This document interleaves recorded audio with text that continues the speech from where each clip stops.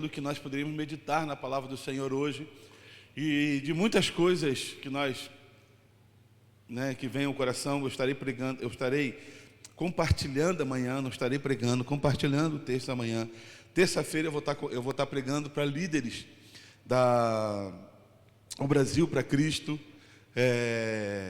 E eu falei: Senhor, tem misericórdia, não deixa minha mente confundir não com o que eu tenho que falar, só por Deus. Você começa a preparar mistura com o outro, e você já não sabe mais para quem você está preparando. Mas um tema que tem falado muito nos nossos corações é sobre esperança.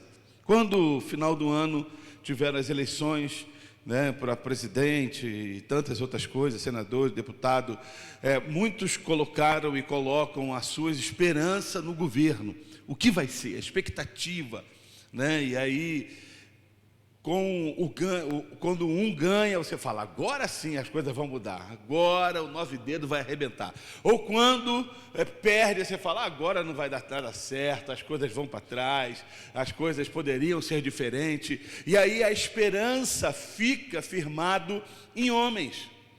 E quantas vezes eu e você já nos frustramos porque colocamos as nossas esperanças em homens, em coisas, em empregos, em circunstâncias naturais do dia a dia.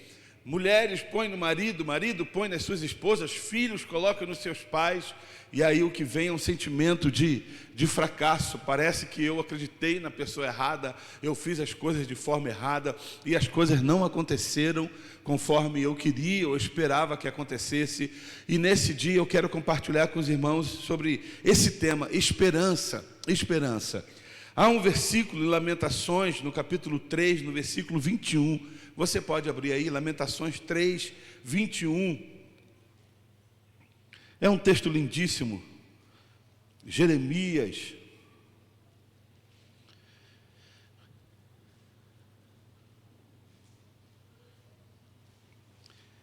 Lamentações 3, 21.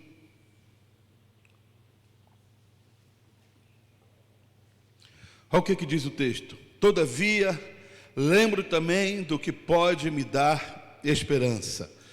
Outras versões diz: quero trazer à memória aquilo que me dá esperança. Quero trazer à memória aquilo que me dá esperança. Só para que você entenda um pouco o pano de fundo sobre Jeremias. Jeremias foi um profeta da época ali do exílio, da época em que ele precisava falar um pouco sobre aquilo do reino de Deus, daquilo que era importante. E Jeremias é um dos autores. Ele tem um livro de Jeremias, mas tem as lamentações de Jeremias. É interessante que Deus permite que esse profeta, ele não somente escreva um livro, mas escreva as suas lamentações, as suas murmúrias, as suas lágrimas, os seus momentos difíceis. Agora você imagina se eu e você fôssemos escrever um livro de lamentações, Lamentações do Alexandre. Meu Deus, seria chato demais um livro desse, Falar: Senhor, tem misericórdia. Ou a Débora fosse escrever Lamentações de Débora: Senhor, por que o Alexandre na minha vida? Mas Deus permite com que Jeremias escreva as suas lamentações. E é interessante que Jeremias está inserido num contexto, numa época em que um pregador que prega, anuncia a palavra do Senhor, anuncia o que Deus queria que anunciasse, e o entender é que o resultado é negativo. Se nós pensássemos na igreja contemporânea, se nós pensássemos na igreja atual, é aquele homem que tinha uma palavra perfeita, que tinha uma palavra verdadeira, real, viva, e a igreja não crescia. Talvez olhando para a grama do vizinho, fala: meu Deus, eu prego, eu ensino, a palavra é viva, é verdadeira, eu tenho vida com o Senhor, e a minha igreja não cresce. O outro está bombando, e cada semana, cada mês muda de salão. Senhor, o que acontece comigo? E é interessante que Jeremias é um homem que parece que o seu ministério foi fracassado. A sensação que dá que tudo que ele fez tem sentimento e cheiro de fracasso. Mas na verdade, quando nós falamos de um ano da fertilidade, e no começo do ano, quando nós fizemos aqueles 12 dias das lives e os textos que vocês receberam, entendemos muito bem que fertilidade está relacionado com semente. E semente você não lança hoje para amanhã já dar fruto. Só João pé de feijão. Talvez não seja da época de alguns aqui. Mas quando bate o luar, né, a luz do luar, o feijão cresce, que é um espetáculo. Não, normalmente você joga a semente e tem que esperar o tempo certo para aquela semente crescer. Tem que esperar o tempo certo para poder colher da semente. Eu já falei uma vez, nós fomos viajar para Foz do Iguaçu, fomos de carro, e você anda, para quem já foi para aquele lado lá, meu irmão, é cansativo demais, porque você anda assim quilômetros com plantação. Você não vê nada, você só vê plantação, e silo, plantação, de vez em quando passa um trator. Aí você fala, meu Deus. E aí dentro do carro gerou uma discussão. O que é isso? Eu falei, é milho. O outro falou, não, é soja. O outro, não, é jaca. Vamos parar o carro para ver o que é isso aqui.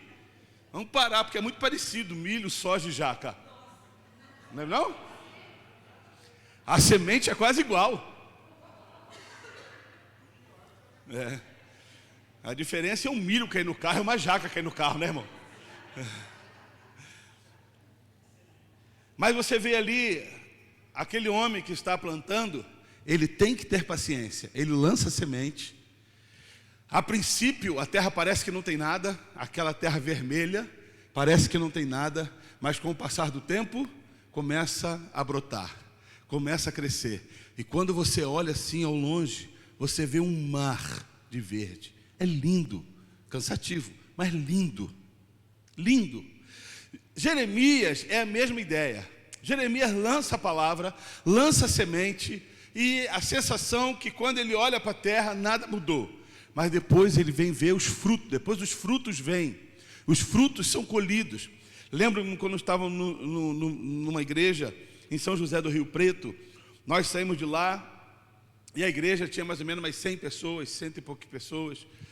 E quando nós fomos para São José do Rio Preto, todas as vezes que nós entrávamos na cidade, as cidades do interior, aqui também é interior, mas interior para lá, tem lá na entrada da cidade assim, de concreto, São José do Rio Preto, ou Mirassol, Catanduva, Bauru, tem um escrito em branco. E toda vez que nós passávamos pelaquele letreiro, eu falava assim, Senhor, nos dá São José do Rio Preto para Cristo. Nos dá São José do Rio Preto.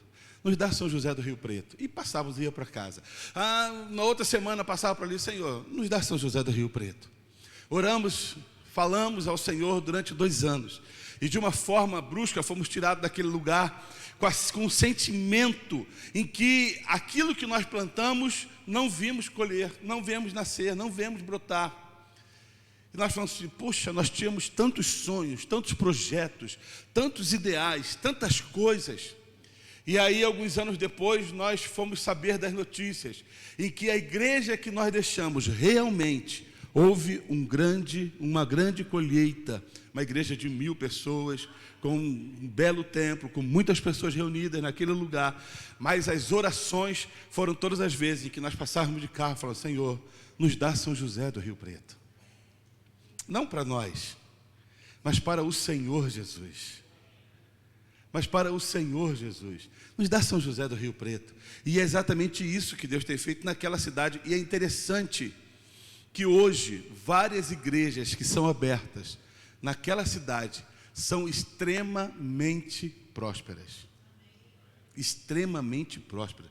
Não estou falando que seja só nossa oração, como se fôssemos o único profeta naquela cidade, porque não éramos,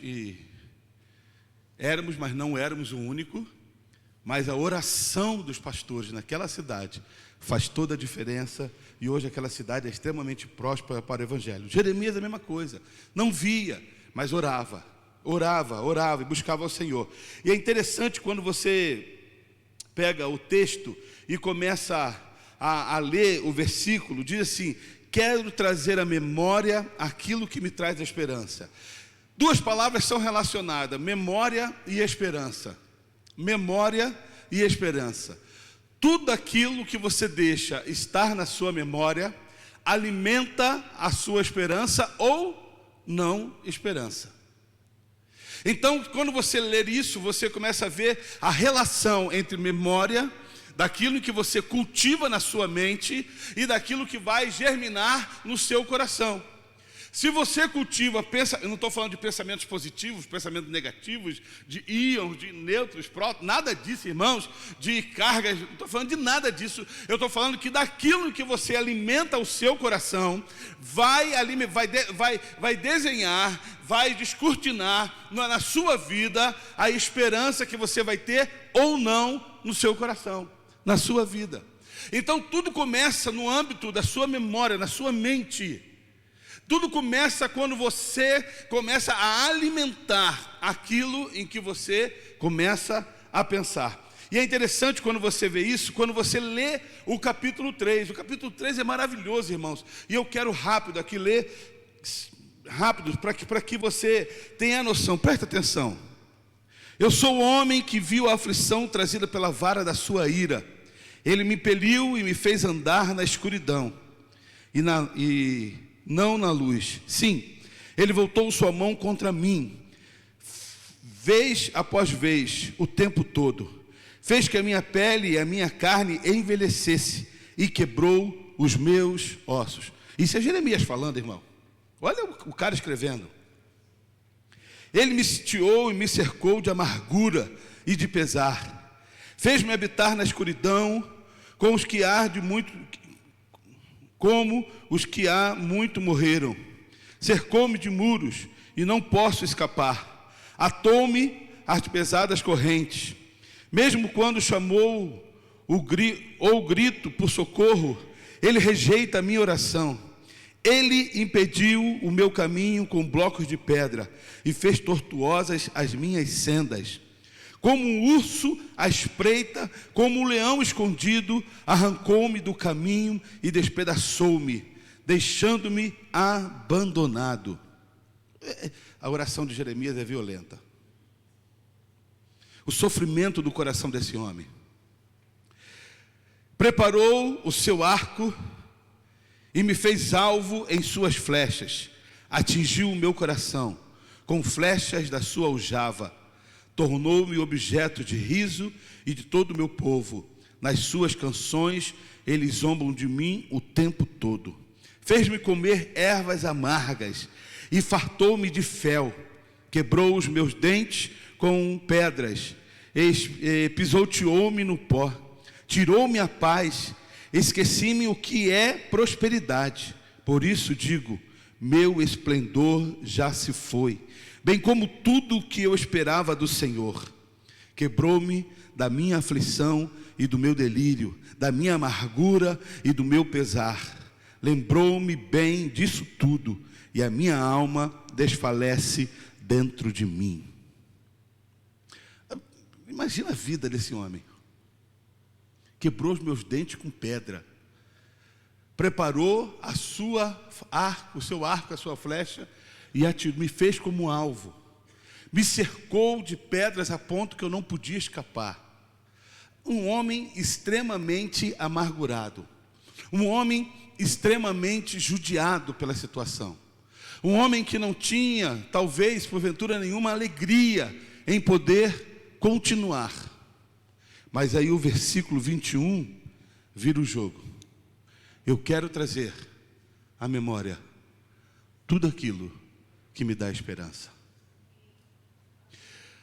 Quando Jeremias escreve o relato do seu sofrimento, aquilo não desce para a sua memória. Aquilo não alimenta a sua mente. Ele relata aquilo que ele passava, porque o que alimenta a sua mente está adiante. Graça ao grande amor do Senhor é que não somos consumidos, pois as suas misericórdias são inesgotáveis. Renovam-se a cada manhã, grande é a sua fidelidade. Digo a mim mesmo, a minha porção é o Senhor, portanto, nele porei a minha esperança. O Senhor é bom para com aqueles cuja esperança está nele, para com aqueles que o buscam. É bom esperar tranquilo pela salvação do Senhor. Pastor, fala para mim, e o começo do texto? A esperança de Jeremias não estava no começo do texto, mas estava após o versículo 21, quando ele fala da esperança que ele tem no seu Deus.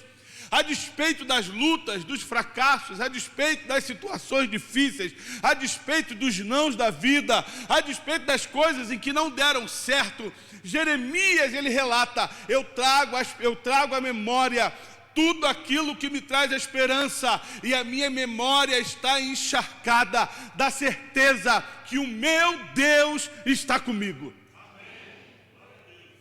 E aí eu quero te fazer uma pergunta: o que tem rondado a memória da sua mente e do seu coração?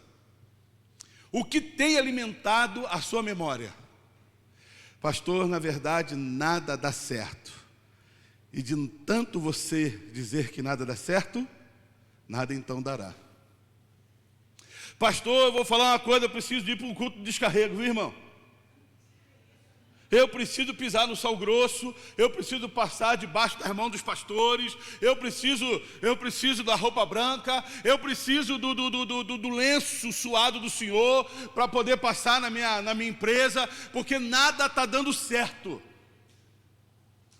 Minha vida está de perna para o alto. Minha vida parece que foi feita lá na encruzilhada, num despacho de macumba miserável, nas 7 quedas da cachoeira. E aí o cara começa a inventar, começa a viajar.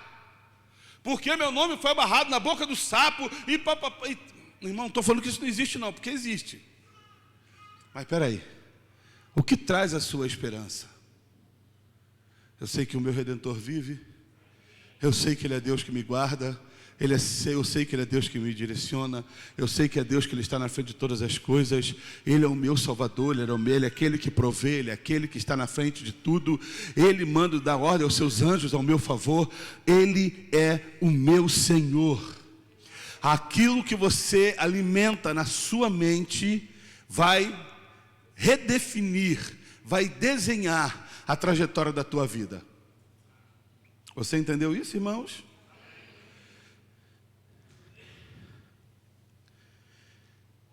E aí um dos grandes problemas é que nós começamos a dar ouvidos a tantas outras coisas.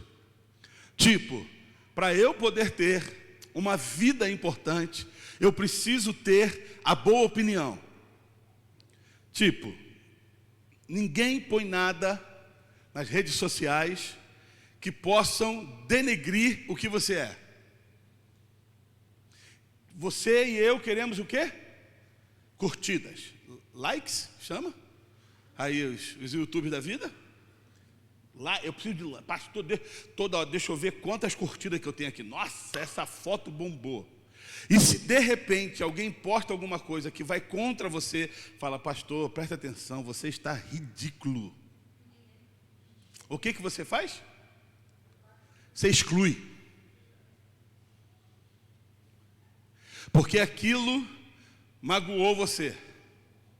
E para nos trazer a esperança, nós precisamos ter umas boas palavras significativas do que eu sou, do que eu penso, da minha trajetória, das minhas vestes, da minha forma de andar, de pensar. Eu quero receber sempre boas palavras. Não foi isso que Jeremias nos mostrou. Não foi isso que nas suas lamentações ele mostra. Ele mostra momentos difíceis e daquilo que estava acontecendo com ele. E não preocupado com o que as pessoas diziam. E não preocupado no não resultado. E não preocupado que se a colheita foi grande ou não. A preocupação dele estava em saber que o seu Deus continuava sendo Deus acima de todas as coisas. Enquanto eu e você ficarmos preocupados com a opinião alheia, você e eu vamos nos frustrar. Por exemplo, e é duro aprender isso. Eu descobri que o pastor Alexandre é ladrão. Agora deixa eu te perguntar, eu sei o que sou. E já basta. Eu preguei aqui um tempo atrás que você não precisa se defender, o Senhor te defende. Já basta, porque eu sei o que sou, e eu sei o que Deus pensa de mim. Nem a minha esposa sabe de fato quem é o Alexandre. De vez em quando ela se surpreende, de vez em quando eu me surpreendo, falo, meu Deus, sou eu mesmo? O que é isso, cara? É uma manifestação.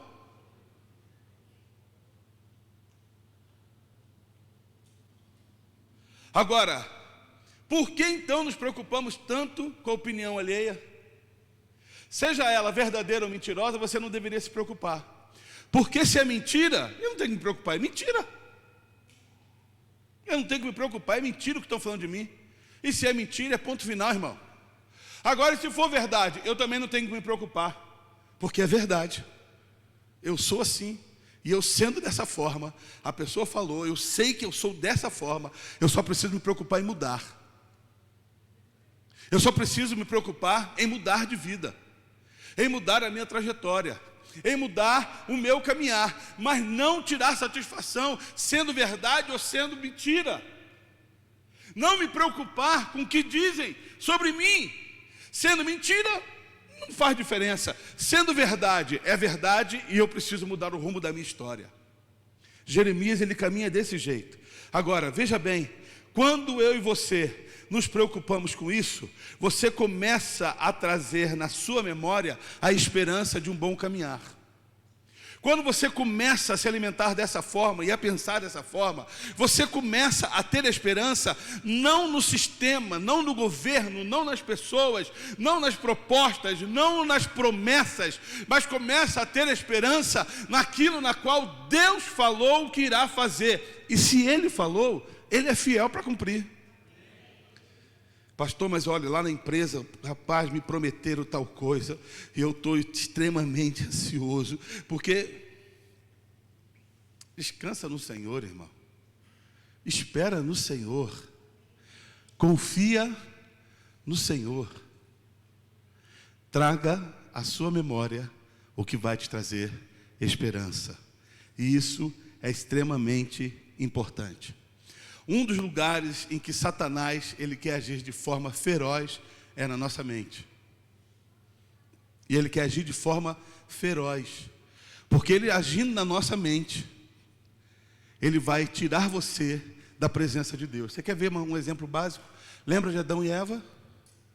Deus fez tudo no jardim, preparou tudo, maravilhoso, falou assim, chamou o casal, falou, casal maravilhoso, presta atenção, vocês podem desfrutar de tudo isso aqui, só não coma daquele fruto.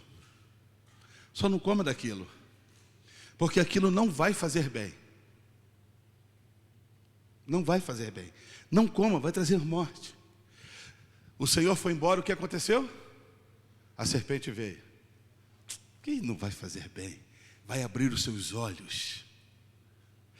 Você entende a batalha da sua mente? Trazer à memória o que te traz a esperança é uma batalha de mente. É uma batalha em que nós devemos entender isso. Satanás faz de tudo para poder deprimir, oprimir, trazer depressão, trazer tantas coisas para impedir você de encher o seu coração de esperança de dias melhores. Satanás faz de tudo para roubar da sua mente aquilo que vai te alimentar, colocando Deus contra você ou você contra Deus. Deus contra você não tem como, mas você contra Deus, colocando você contra o Senhor. É mentira. Nada vai abrir os seus olhos, você vai ser igual a Deus. Ele não quer que você coma, porque se você comer, você vai ter no mesmo patamar de igualdade. Come, minha filha, vai lá. Aonde foi a batalha? No campo da mente. Não houve espada, não houve escudo, não houve rabo de arraia, dedo no olho, cotovelada, não houve nada, irmãos. Campo da mente, aonde que muitas vezes nós somos roubados. Sabe quando você senta na sua sala e dá vazão ao nada e começa a pensar, eu não vou mais à igreja, o que eu vou fazer lá? É a mesma coisa sempre. Canta uns cânticos, ora, dízimos e ofertas, o pastor traz uma palavra, eu levanto e vou embora do mesmo jeito que eu voltei. O que eu vou fazer lá? Eu não vou mais à igreja. Afinal de contas, eu tenho muito mais para poder viver. Eu tenho muito mais para poder curtir. O que eu vou fazer na igreja? Ouvir esperanças frustradas e mentirosas que nunca mudaram a minha vida. Olha a batalha aí. Você está ouvindo que muda e você começa a batalha da sua mente, que nunca vão mudar, nunca mudaram e nunca vão mudar a minha vida. É nesse momento em que Satanás começa a roubar você e eu dos planos de Deus. É nesse momento que Satanás começa a entrar com pensamentos errados na nossa mente e nos roubar do plano de Deus para nos trazer a esperança e a certeza de um amanhã melhor. É interessante quando você lê lá no livro de Efésios, pode ficar em paz que eu abro aqui que eu já marquei, no Efésios capítulo 2, no versículo 1 e versículo 3, diz assim: vocês estavam mortos em suas transgressões e pecados, nos quais costumavam viver, quando seguiam a presente ordem deste mundo e o príncipe do poder do ar, o espírito que agora está atuando nos que vivem na desobediência. Anteriormente, todos nós estávamos também vivíamos entre eles, satisfazendo a vontade da nossa carne. Quando fala aqui da mente dominada por Satanás, pelos príncipes, da mente, tem versões que dizem de uma mente dominada por Satanás, de uma mente direcionada, alimentada pelo diabo. Olha o que diz em 2 Tessalonicenses capítulo 2, versículo 1 e versículo 2, eu leio para os irmãos: irmãos, quanto à vinda de nosso Senhor Jesus Cristo e a nossa reunião com Ele, rogamos a você que não se deixe abalar nem alarmar tão facilmente, quer por profecia, quer por palavra, quer por cartas supostamente vindas de nós, como se o dia do Senhor já tivesse chegado. Não se mova facilmente em vossas mentes. Não se mova por cartas, por informações, por nada. Não por nada. Não se mova facilmente. Mantenha-se firme no Senhor. Alimentar a sua mente diante de Deus é crucial para uma vida cristã saudável. Alimentar a sua mente diante do Senhor é crucial para que você tenha vitória. É crucial para que você tenha esperança. É crucial. Pastor, então, diz uma coisa: como eu ter uma vida especial e bem vivida dentro dessas circunstâncias todas? E já estou acabando. Primeiro, não há mudança na vida sem que haja mudança de mente. Não há mudança na vida sem que haja mudança de mente. Quer experimentar coisas novas? Faça coisas novas. Faça o que você não está acostumado a fazer. Não há mudança na sua vida, irmãos, sem que haja mudança da sua mente. Pare de pensar o que você pensava. Pare de murmurar o quanto você murmurava. Pare de blasfemar o quanto você blasfema. Para de maldizer e mude a sua mente. Comece a olhar aquilo que Deus tem feito na tua vida. Ao invés de olhar para aquilo que não aconteceu segundo você, segundo o que você queria, olhe para o que Deus já tem feito diariamente em nossas vidas. Sabe qual é o grande problema? Eu olho para aquilo que não tenho e esqueço de ver aquilo que tenho. Eu olho para aquilo que não tenho e esqueço de agradecer a Deus por aquilo que eu tenho. Ah, pastor, eu queria tanto uma casa na praia, eu queria tanto uma chácara, eu queria tanto um carro importado, eu queria tanto parar na igreja de uma BMW, eu queria tanto isso, mas de tanto querer, eu não consigo enxergar o que Deus tem feito hoje na minha vida. E por não conseguir enxergar, as nossas vidas não mudam. Por não conseguir ver, a nossa vida não muda. Por não conseguir compreender e agradecer daquilo que Deus tem feito hoje, o que eu quero amanhã não acontece. Não há mudança na vida sem que haja mudança de mente. Não é para ver mudança, não é mudar de emprego. Ai, minha vida está uma mesmice, eu preciso mudar de emprego. Respirar novos ares. Eu preciso, para minha vida estar melhor, eu preciso agora mudar de carro. Ah, cansei, eu preciso de um carro novo. Ah, eu estou precisando de um casamento novo. Olha assim a mulher fala, meu Deus, o que é isso, hein? É porque ela não fala quando ela vê você. Inclusive maridos que se relacionam assim com as suas esposas, você tinha que tomar vergonha. De verdade. Você engordou, hein, bem? Pelo amor de Deus, hein? Vou trocar pela metade de você, hein? Sabe o que eu costumo falar para Débora? E é uma verdade que eu tenho achado que isso é verdade.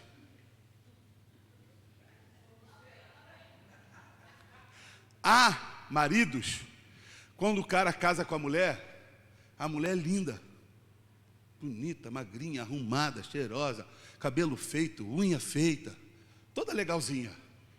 Casou com o cara, rapaz, o que aconteceu com ela? Parece que o trem passou por cima. Então, na minha opinião, o problema não está na mulher. Sabe em quem está o problema? No marido. Ou no trem. O problema está no marido. Porque tem homens que deixam a mulher feia. E não estou falando se é gordinha, se é magra, se é alta, se é baixa, se tem cabelo curto, cabelo comprido. Não estou falando disso não, irmão. Porque a beleza é muito mais do que exterior. É muito mais do que exterior. Você conversar com uma mulher linda, mas com a cabeça desse tamanhozinho, é horrível.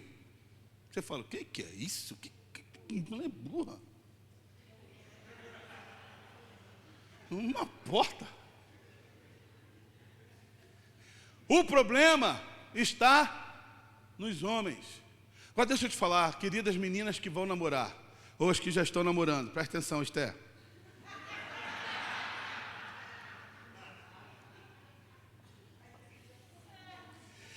Tem que começar a deixar bonita no namoro. No namoro. Se bagunçou com você no namoro, entra com o pé. Que ele vai entrar com outra coisa. Fala na frente do pai, da mãe, da igreja. Irmãos, prestem atenção, queridos. Pastor, mas é meu príncipe encantado. Encantado nada. Depois quer mudar. Não adianta você mudar de esposa, mudar de igreja, mudar de marido, que não vai mudar nada na sua vida, porque o problema não está nessas coisas. O problema está em você. Mude a sua mente para que tudo mude ao seu redor. Você compreendeu isso, igreja? Amém? Sabe a segunda coisa que eu aprendo? Antes disso, para a segunda coisa, eu lembro de um versículo que fala bem sobre isso. Romanos 12, 1, 2. Transformai-vos pela renovação da vossa mente. Pela renovação da sua mente.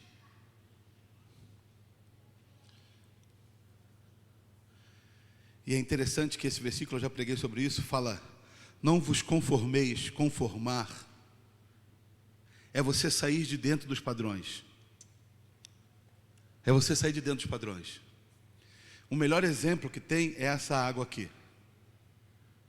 Que forma essa água tomou? Do copo circular. Se eu tiro essa água e ponho numa tampinha, ela vira uma tampinha. Se eu tiro ela da tampinha e coloco ela em outro recipiente, ela toma forma do recipiente. Não, a Bíblia fala que você não deve se conformar, tomar a forma de. Você deve se renovar. Eu não tenho que tomar a forma deste mundo, eu tenho que transformar. Você entendeu isso? Amém, queridos? Que beleza, vocês são maravilhosos. Pregar com vocês é mole. Difícil era outra igreja. Segunda coisa que eu aprendo, queridos, é o seguinte: regule a liberdade de seus pensamentos. Seja senhor deles e não escravos. Regule a liberdade de seus pensamentos. Seja senhor do seu pensamento e não escravo deles. E isso é muito sério, irmãos. Você pode estar sentado aqui, olhando para mim, olhando o que eu estou falando, e a sua mente está onde? Está lá no Japão. Meu sonho é Japão. Meu sonho é naquelas maquininhas jogar moedinha e tomar um suco de melancia com pedaços de melancia. Meu sonho é estar lá no Japão e passear naquela rua, e você consegue na sua mente viajar para o mundo inteiro. Aonde você tem que estar, você não está, mas quer estar onde você não precisa estar. Sabe qual que é uma frase que a gente tem usado lá em casa, que eu estou conversando com a Débora, e a Débora está no WhatsApp? Ou vice-versa. Alexandre, você não conversa com quem está perto de você, vai querer conversar com quem está longe? Fica aqui. Conversa com quem está aqui. Então o que eu preciso entender? Regule a liberdade da sua mente. Você tem que ser senhor da sua mente. Você tem que ser senhor. Esses dias eu estava conversando com a Esther e ela falou: pai, eu sou enojada com um homem que passa na rua e a menina passa e ele fala assim, ó. Ele em casa, hein? Ela falou: pai, eu sou enojado com um homem assim. Eu tentei explicar para ela que a geração antiga fazia isso, às vezes, porque a de hoje é impressionante, irmão. A de hoje nem olha.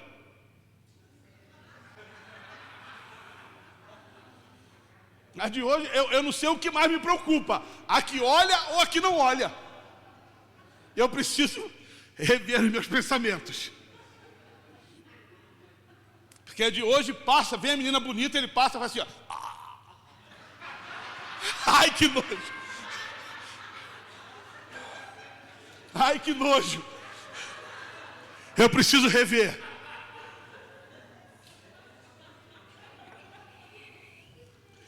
Vamos voltar à mensagem. Fica sério o negócio aí. Agora você vai andar no shopping e vai começar a reparar. Deixa eu reparar nesse caboclo aqui. Repara como quem não quer nada, andando no shopping. Vai lá. A menina bonita, você fica. Repara se o cara vai olhar.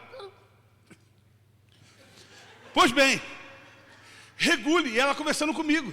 E eu falando para ela: Esther, é regular a sua mente. Então eu sou casado. Para que eu vou olhar para uma mulher que passa do meu lado? Você não olha para a mulher que está na sua casa, vai olhar para outra para quê? Você não dá conta para quem está em casa, vai querer dar conta de quê? Conta que eu digo de pagar as contas, irmãos. Você não consegue fazer nada disso. Vai ficar olhando, regule isso. Mas eu sou pastor, eu sou muito macho, eu faço, eu aconteço. Que não é nada, irmão. Macho é aquele homem que regula a sua mente e fala: eu tenho uma esposa em casa, e por ter uma esposa em casa, eu tenho que honrá-la. Esse é cabra macho. É quando uma mulher se vê envolvida numa cantada, ela fala: cala a tua boca, você me respeita, eu sou mulher casada, você tem que me respeitar. É regular a sua mente. Ela fala: ai meu Deus, eu ouvi o que eu nunca mais tinha ouvido. Nós precisamos aprender a regular. Você não tem que ser escravo da sua mente, você tem que ser senhor dela. Porque se você é senhor, você pode trazer à memória aquilo que te traz esperança. Eu tenho que ser senhor da minha mente. Você quer ver outra coisa? Pastor, porque no ano de 1892 o meu marido gritou comigo e hoje em 2023 eu nunca perdoei e não vou perdoar. Você tem que ser senhor da sua mente. Eu preciso perdoar aquele negócio lá atrás, porque aquilo lá toda vez vem e morde o meu calcanhar e me impede de ser o que eu tenho que ser. E por me impedir, eu não alcanço o que eu tenho que alcançar. Eu tenho que liberar então o meu perdão. Eu tenho que liberar o perdão para aquela pessoa. Mas o Senhor não sabe o que foi que me fez. O Senhor não sabe o quanto me feriu, não importa. Não é o que a Bíblia diz que você tem que perdoar. Eu tenho que perdoar. E a Bíblia diz que eu tenho que receber e aprender a liberar perdão. Porque assim eu torno-me senhor dos meus pensamentos. Irmãos, tem gente que dorme e acorda com o mesmo pensamento há anos. Há anos. E esse pensamento está roubando você. Esse pensamento está te sabotando. Esse pensamento está te roubando da presença de Deus. Esse pensamento está te tirando da presença de Deus. Esse pensamento está tirando a paz da sua vida. Você não dorme mais como tem que dormir. Não vive mais como tem que viver. Porque os pensamentos estão sabotando e roubando a sua paz todos os dias. Chega, chega. Eu quero ter na minha mente aquilo que vai me trazer esperança.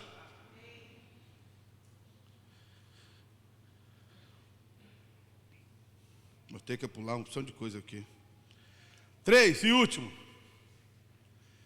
É um ato de querer trazer a memória. Eu quero trazer a memória. Vou trazer a memória. Aquilo que me traz esperança. É um ato pessoal e intransferível. Eu quero. Eu quero. É interessante. A minha sogra tem 87 anos de idade. Fez esse ano. E se você perguntar para ela, sentar para conversar com ela, com 87 anos de idade, você talvez pudesse esperar a seguinte palavra: eu não tenho mais o que esperar na vida. Só a hora que o meu Senhor me chamar. Porque vai chegar a hora. Ninguém é para sempre. Vamos chorar. Mas ao contrário disso, sabe o que alimenta o coração dela? Eu tenho orado para chegar até o final do ano, porque eu quero ver o meu neto formado. Bem, a oração dela, pelo menos até o final do ano, está cumprindo. Está chegando. Não, eu preciso ver, antes que o Senhor me leve, o meu primeiro bisneto. Com 87 anos, irmão. E ela fala, eu preciso esperar. Eu quero ver os meus bisnetos. Sabe o que chama isso? Trazer à memória aquilo que pode trazer esperança no coração dela. Poderia já estar assinando o fim de tudo. Já poderia estar descansando na vida e falar, olha, eu não tenho mais nada para poder pensar.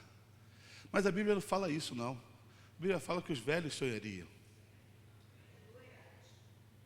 Então é importante você entender isso, que a sua memória é um combustível que te dá ânimo para você continuar a caminhar. Mas acima de tudo, tem que ser um desejo pessoal. Pessoal, eu vou viver diferente, eu vou estar diferente, eu não vou mais viver da mesma forma que eu vivia. Vai mudar na minha vida, vai mudar. Você não pode ser roubado, você não pode permitir que Satanás acampe na sua mente. Nessa noite, queridos, em nome de Jesus, que você fale ao Senhor, Senhor, eu quero ter na minha memória aquilo que me traz esperança. Só para poder encerrar, eu poderia perfeitamente, e eu vejo algumas pessoas falando dessa forma. Ai, pastor, eu sou muito triste, muito triste. E eu comentei isso com os irmãos. Porque meu pai me abandonou, a minha mãe não me quis, o meu cachorrinho não late mais para mim. Ele me avançou essa semana, igual avançou na Esther. Pastor, a minha vida, eu não sei mais o que eu vou fazer. Eu poderia falar, porque na verdade nem meu pai eu conheci. o progenitor. Se eu fosse alimentar a minha memória, eu teria uma carência afetiva paterna terrível. Vou ser abandonado e esquecido, pastor Milton. Avacalhação, hein? Tão bonitinho, pregador, crente em Cristo Jesus. Ele ia ter orgulho, mas ele decidiu abandonar. Ô, Austin, faz favor para mim, desliga esse ar-condicionado aqui, ó. A irmã está congelando ali. Esse aqui, ó. Então, queridos, aquilo que você alimenta na sua mente vai projetar o que vai trabalhar o seu coração. Deixa os pastores ir embora. Eles estão indo lá visitar lá o irmão Diocleciano. Alimenta a sua vida. Aquilo que você alimenta. E a minha pergunta para encerrar essa mensagem é: o que você tem alimentado na sua mente? Eu vou largar tudo. É isso mesmo? Eu vou desistir de tudo. É isso mesmo? Vou abrir mão de tudo. O que você tem alimentado aí no campo da sua mente? Ou você poderia falar: eu quero trazer à memória aquilo que vai me trazer esperança. Dias melhores. Dias melhores, Maurício. Dias melhores. Dias melhores. O Senhor vai agir. Eu gostaria que você fechasse os teus olhos.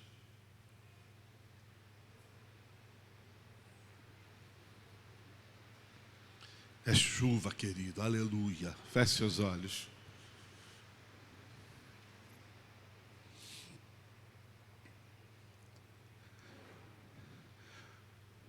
O que você tem alimentado?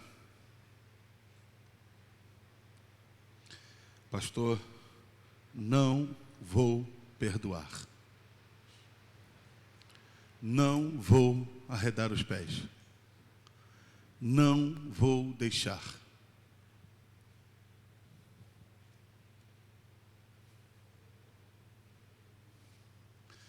O que você tem alimentado? O Senhor nessa noite quer fazer nova todas as coisas. Quer que você viva bem, uma nova vida. Quer que você viva bem. Eu gostaria que você orasse ao Senhor nesse momento aí, no seu lugar, e falasse: Deus, eu preciso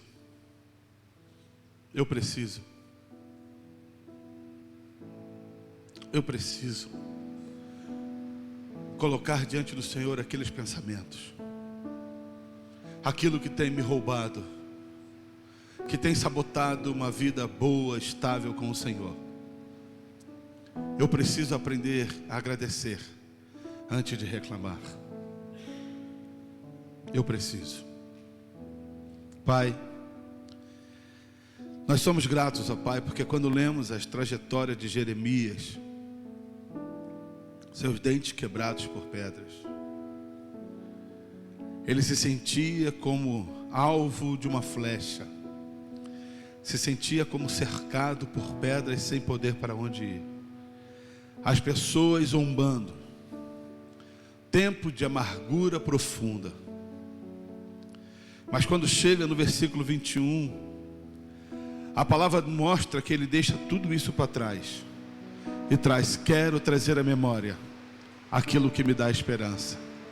Nessa noite, ó Pai, que o Senhor traga no coração dos teus filhos a esperança e a certeza de um amanhã melhor. Traga a memória deles, para que eles tenham um bom futuro e não seja frustrado a esperança dos teus filhos. Haverá um bom futuro e não será frustrada a esperança. Eu quero pedir que a tua paz, que o teu mover, que a tua graça esteja sobre cada coração, e que eles possam entender que o Senhor é Deus, que faz nova todas as coisas. Somos gratos a Ti, ó Pai, em nome do Senhor Jesus. E que a graça do nosso Senhor e Salvador Jesus Cristo, Que o amor de Deus, o nosso querido Pai, e que as doces consolações do Espírito Santo sejam presentes com cada um dos irmãos, desde agora e para todos sempre. Você pode falar amém, queridos? Amém. Eu quero desafiar você a ir embora na chuva, senão eu vou pregar mais meia hora. Antes de você ir embora, queridos, já estamos despedidos. Acampamento domingo que vem.